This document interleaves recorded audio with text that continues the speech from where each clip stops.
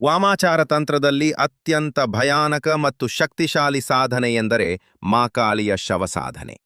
ಈ ನಿಗೂಢ ಆಚರಣೆಯ ಕುರಿತಾದ ಪ್ರಮುಖ ಅಂಶಗಳು ಇಲ್ಲಿವೆ. ಶವ ಸಾಧನೆ ಎಂದರೇನು? ಶವ ಎಂದರೆ ಹೆಣ. ಈ ಸಾಧನೆಯಲ್ಲಿ ಸಾಧಕನು ಒಂದು ಶವದ ಮೂಲಕ ಮಾಕಾಳಿಯನ್ನು ಆವಾಹನೆ ಮಾಡುತ್ತಾನೆ. ಇದು ತಂತ್ರಶಾಸ್ತ್ರದ ಅತ್ಯಂತ ಕಠಿಣ ಮತ್ತು ಅಪಾಯಕಾರಿ ಅಭ್ಯಾಸಗಳಲ್ಲಿ ಒಂದೆಂದು ಪರಿಗಣಿಸಲಾಗಿದೆ. ಕೇವಲ ಕೆಲವು ಅನುಭವಿ ಸಾಧಕರಿಗೆ ಮಾತ್ರ ಇದರ ಗುಪ್ತ ನಿಯಮಗಳು ಮತ್ತು ಆಚರಣೆಗಳು ತಿಳಿದಿರುತ್ತವೆ. ಶವದ ಆಯ್ಕೆ ಮತ್ತು ನಿಯಮಗಳು. ಈ ಸಾಧನೆಯ ಯಶಸ್ಸಿಗೆ ಶವದ ಆಯ್ಕೆಯು ಬಹಳ ಮುಖ್ಯ. ತಾಜಾತನ.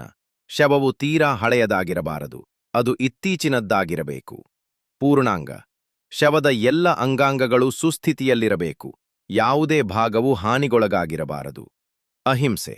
ಈ ಸಾಧನೆಯ ಪ್ರಮುಖ ನಿಯಮವೆಂದರೆ ಸಾಧಕನು ಆ ಶವಕ್ಕಾಗಿ ಯಾರನ್ನೂ ಕೊಲ್ಲಬಾರದು. ಪ್ರಾಪ್ತಿ. ಆ ಶವವು ನೈಸರ್ಗಿಕವಾಗಿ ಅಥವಾ ಆಕಸ್ಮಿಕವಾಗಿ ಸಿಕ್ಕಿರಬೇಕೇ ಹೊರತು ಹತ್ಯೆಯ ಮೂಲಕ ಪಡೆದಿದ್ದಾಗಿರಬಾರದು. ಗಮನಿಸಿ, ಇವುಗಳು ಪ್ರಾಚೀನ ತಂತ್ರಶಾಸ್ತ್ರದ ನಂಬಿಕೆಗಳು ಮತ್ತು ಆಚರಣೆಗಳಾಗಿದ್ದು, ಇವುಗಳ ಬಗ್ಗೆ ಹೆಚ್ಚಿನ ಕುತೂಹಲವಿದ್ದರೆ ಮುಂದಿನ ಭಾಗಕ್ಕಾಗಿ ಕಾಯಬಹುದು.